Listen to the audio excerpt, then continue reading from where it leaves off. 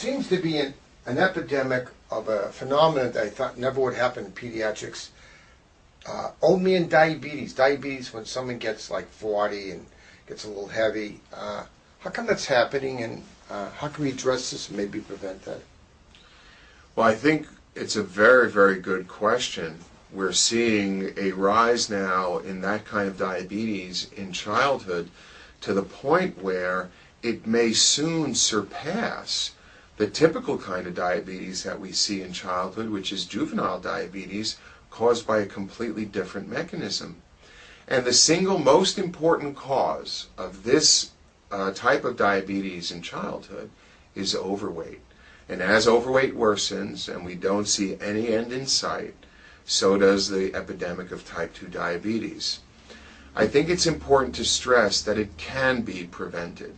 If children are brought to medical attention early enough, and the medical attention is appropriate and sensitive enough to preserve the child's self-esteem, to preserve the child's sense of self-efficacy, then those kinds of interventions may help those children forestall the onset of this kind of diabetes and, of course, the complications of that diabetes, the loss of limb, the loss of vision, the loss of kidney function, and, of course, premature death. This type 2 diabetes is different from type 1, because type 1, they don't make insulin. This one, they seem to make insulin.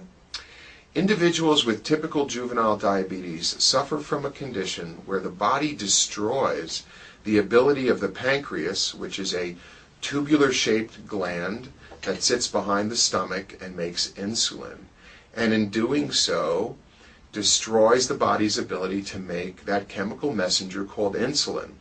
Insulin carries sugar from the blood into the factories, which lives inside of each and every cell.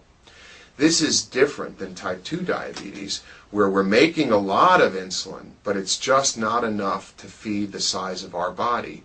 And after a while, the pancreas tires out and can't make enough insulin to keep up with the size of the body, and that's when type 2 diabetes occurs. Clearly, the treatments and approaches to them are different. In type 1 diabetes, you must take insulin. There is no other form of treatment. In type 2 diabetes, in the early stages, if it's caught early enough, then certainly exercise, diet, and maybe some oral medication may suffice.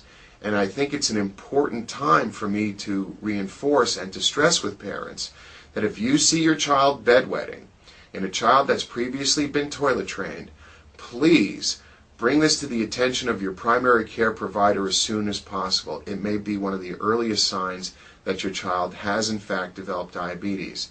If they experience excessive thirst or they experience weight loss despite adequate intake of food, that too may be a sign of diabetes, and I would urge you to bring those kinds of symptoms to the attention of your primary care provider as soon as possible. As a diabetic expert, today we can get diabetes pretty well controlled with different types of insulin. Is this correct?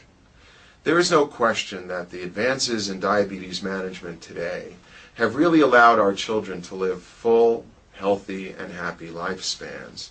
We have insulin treatments that are far superior to what they were years ago and closely mimic what the pancreas typically does.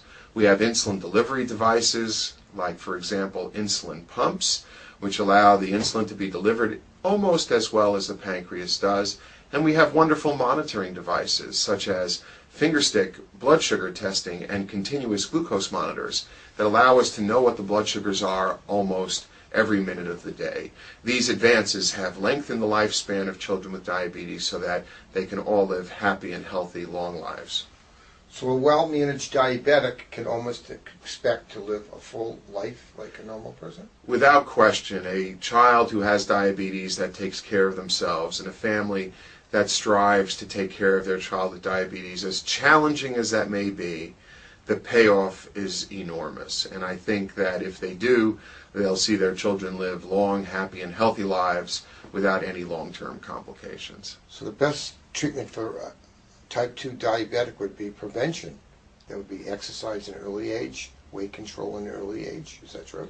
I think for all children, regardless of whether or not they develop type 2 diabetes, but certainly in those at risk where family members may have diabetes, those are families that should be paying particular attention to being physically active and eating right so that they can prevent the onset of type 2 diabetes in their children.